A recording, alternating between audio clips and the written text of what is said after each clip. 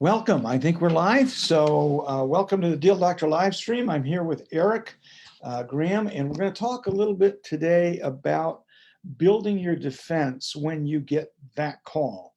And I'll give it to Eric just for a second to introduce and say hello.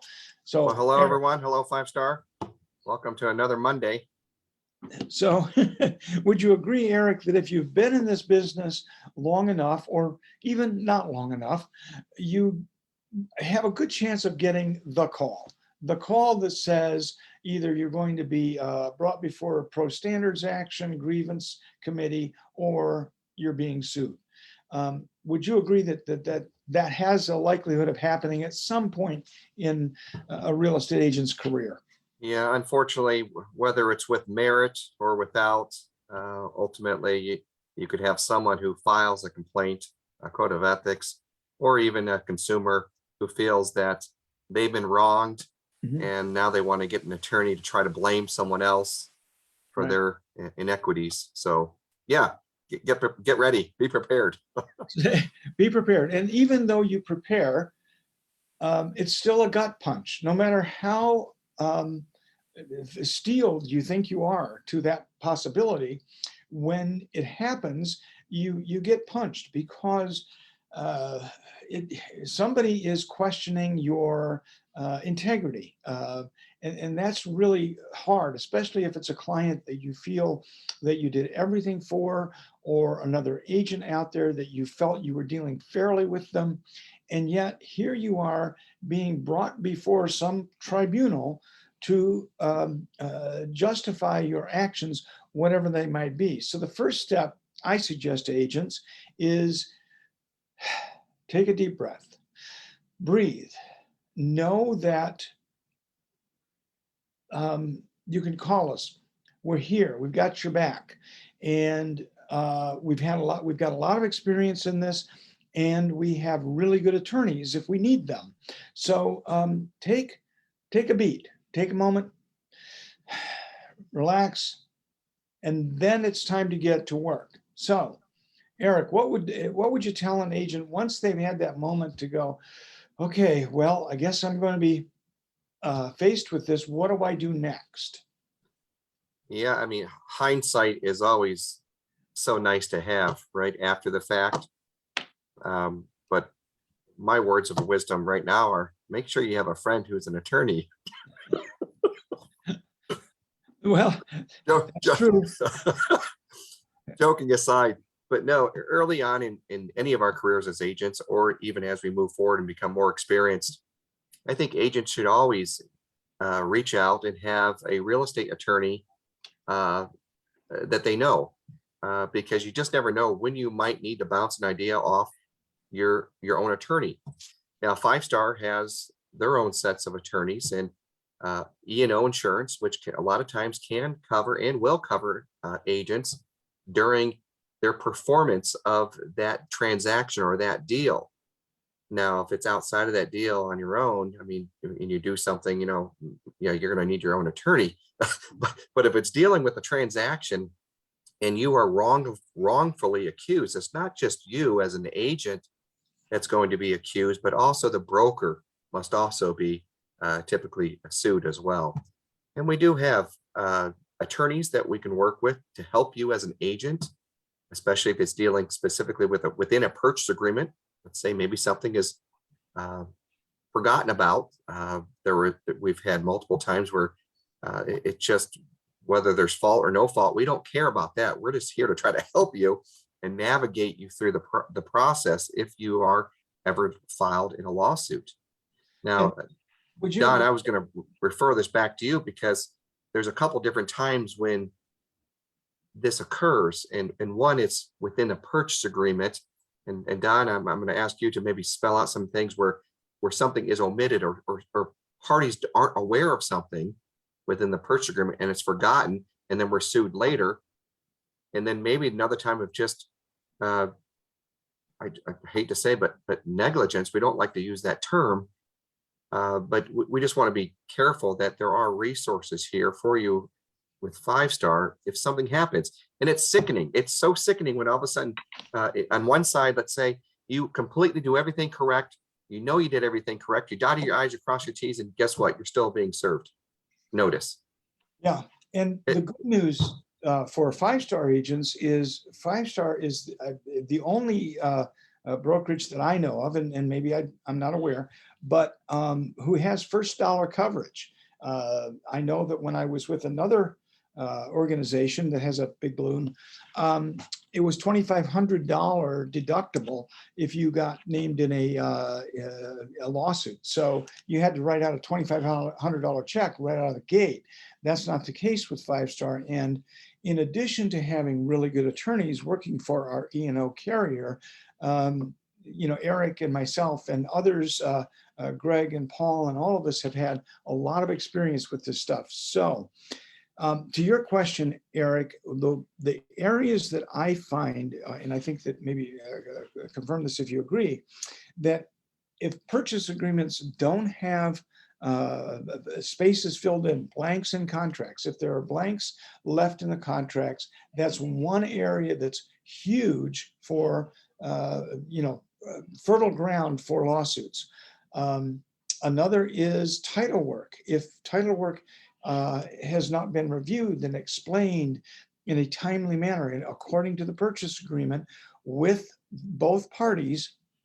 And I want to point out that it's important that a buyer has to review both the seller's policy and the mortgage policy, because sometimes they're different. And the buyer has a right to know those things and have that information explained. That's in the Schedule B. Another area we run into a lot of problems is when there has been failure to disclose on the seller's disclosure form. The seller doesn't tell somebody or fill out the seller's disclosure in a manner that says, we did a bunch of this work without permits, or we know that there's a water problem, but we don't want you, our agent, to tell anyone about it. And I'm going to turn back to Eric and say, what happens in those situations where we are faced with a client who doesn't want us to tell about something in the property that actually should be disclosed, a condition? Yeah, the attorneys will typically always say, disclose, disclose, disclose. And we have a requirement, even if our seller, let's say you're representing a seller and they say, hey, look, I get water in the basement, or you personally see water in the basement. As an agent, you are required to disclose that to anybody who presents you with an offer. You need to explain, hey, look, I have seen water in here. According to my code of ethics, I need to work honestly with the public. I have to tell you that this is what I've seen. And they may say, well, it's not on the disclosure. Well, I know, but that's why I'm telling you. We have to disclose. If you personally see something as an agent, you do have to disclose. Yeah. Otherwise, you could potentially be named in a lawsuit. And we would always encourage to the client, hey, look, I've seen this. I'm really recommending that you update your seller's disclosure, but you can't force them to do that. Right. But it's a very difficult place to be in, because if someone's asking you a question, hey, Eric, are you aware of any water in the basement? And I am aware of it, but it's not on the seller's disclosure. I have to let them be aware of that. I can't lie to them. We had this situation just last week where an agent was made aware of a condition with a property which amounted to a material fact. And a material fact under Michigan law is any information which could lead on the condition of a property, which could lead a buyer to make a different decision, whatever that decision is. So last week we found out that there was a seller who didn't want to disclose that the condition of the property had changed from the time that they had that the buyer had made the offer and they had come to terms, and now they're heading for a closing table. And the seller says, hey, don't tell that buyer what problem has occurred. And the agent was stuck. What is her requirement? Well, the requirement is that she tells the buyer. She can't keep that a secret under Michigan law. It's a material fact. So that may make your client angry if you're the listing agent, that may make them upset with you, but we have to honor, go by the law. And we got our attorneys involved to weigh in on that, and that was their decision. Yeah, and by the way, if you approach your client properly and you explain certain issues with disclosure law, or you just simply state that we can't hide this. We're not allowed to, as real estate agents, and you walk them through why you can't. It's because it's the law. We're not allowed to hide material defects once we're aware of it. Yeah. Then they understand. But if you just say, hey, you need to do this, you need to do this, that puts them on a, they're going to fight you. So you just need to explain, hey, look, when these situations come up, this is what we're required to do. You're not telling them, you're just saying, hey, when this situation comes up, I'm now required to do this. And I'm Well, asking you to do this. our agency relationship, the confidentiality issues, for example, only extend to the point where we're going to break the law. When that happens, we are no longer required to remain, keep something like that in confidence if it is a material fact. So, moving And the on. other concern I bring up, Don, is if an agent does want to try to hide this and work with that potential client to hide these things, you can probably be guaranteed that your E&O insurance will no longer be covering you. Right. So keep that in mind. If you want to go down the path of doing something that could be a gray area, expect to maybe also have to get your own attorney. Yeah, now then you're putting yourself in the crosshairs of a LARA complaint where you could potentially lose your license or a pro standards or a lawsuit. So, but let's go back to now we have this situation on the table. We have to deal with it, whether it's a lawsuit or grievance. I think one of the things that's important that agents understand that it's going to take some time on their part and effort to help build a defense. And they have to, once they've taken a breath and felt the gut punch and all, but it's time to get started. Now, what's the first step in when you are advising a client, an agent, for example, and you hear the word lawyer? What do you advise our agents to do? Yeah, the term lawyer is that red flag. So for anyone who's in a conflict within a purchase agreement or between two parties, and you're representing one side and the other side says, well, I'm going to get an attorney now. I'm going to get a lawyer now. That, as soon as that comes up, you kindly have to say, well, I understand your concerns. I appreciate your time, but I can no longer now speak to you since you've said that you want to retain an attorney. Thank you very much, but we'll be also talking to our broker to figure out how we will be responding to your requests. So it's very imperative that you say nothing more after that. If someone wants to lawyer up, you don't want to say anything because most likely you may say something that's going to be detrimental, meaning it's going to hurt you. Now, again, we need to disclaim this to everyone who's watching. Don and I are not attorneys. We work very closely with attorneys, but we are not attorneys. But we are here to help you. But when another side says they're going to lawyer up, you just kindly excuse yourself from the conversation and say, okay, well, you know, you can have your attorney reach out to us and we'll go from there. thank you very much. Yeah. Done. The You're word done. I like to use is disengage. It's kind of like when if you've driven a car that, with a stick shift, you push the clutch in and you just disengage. You're no longer moving down the road. Now, Or Don burns out the clutch. there was a day. So, but anyway, as sometimes agents will feel as though they can negotiate with the other agent and the buyer and the seller. And if, as long as you can feel you can do that, that's okay until they say, we're going to hire an attorney. Then it's best for us and send it to us, Eric and me. And the first thing we will say is, understand your position. That's certainly your right to do. And any information you send to us will be forwarded to our attorneys. Have a nice day. We're not going to engage with them either. We're going to just reiterate what you are going to tell them, which is, now that you've lawyered up, we're going to disengage. So now that we've gotten that far, what's the what would you recommend, Eric, that an agent do to start building a case to defend themselves, whether it's a grievance, pro standards, lawsuit, anything? What would you? Yeah. So this is the misconception I think that a lot of agents say, well, I'm in hot water now. I'm going to turn it over to the deal doctors and they're going to take care of it all. No. No. We need your assistance.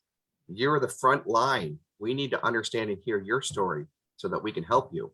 And the first thing we're going to ask you to do is start compiling a timeline of everything that transpired. When was the purchase agreement filed? When did you request title work? When were inspections completed? We really are going to have you document all the timelines within that purchase agreement to understand what transpired. And then once we ask for all that, the timeline and documentations, we will then provide that to our attorneys and then continue to walk through this moving forward. But it's going to be imperative that that information, that timeline comes from that agent, because you were the one who was instrumental in that purchase agreement. We can't do that for you. Another, that's absolutely true, that in addition to the timeline, I actually ask agents to create a new dot loop file, which says, let's say 123 Main Street lawsuit or something, because then you can dump in all of the text messages. You can put the timeline in there, phone logs with an itemized list of what each phone call entailed, the emails, all of the documents from the transaction, including disclosures and so on, and the big silver bullet, which is the dot loop activity log. I can tell you that the dot loop activity log and all of these documents and texts and emails and everything can be your biggest friend or your worst enemy. If you have not been forthright in your communications or in creating and putting items in dot loop, it's going to come out in the dot loop activity log. By the same token, your defense may rely heavily on what shows up on that dot loop activity log, as we've seen in a couple of cases just in the past few months. So that's a really important aspect. Is there anything, Eric, that you could add to that? Yeah, I like the idea of the dot loop, creating a new loop to put all of the copies of everything into it, because sometimes it's very important to keep the original document or original loop unadulterated. I mean, you want it to original. We don't want to be all of a sudden adding documents after the fact to try to do something with it. Or let's say we didn't disclose something and now all of a sudden after the closing, we want to try to drop in a new seller's disclosure and say, oh yeah, this was the one that was really on file. It captures all that. So don't do it. I mean, just reach out to us, let us help you. But the biggest thing is that these things happen. And I think so many times the agent, they feel so alone and it causes them to shut down. And that's the last thing we want from you. We don't want you to disengage. We want you to keep moving on in your practice.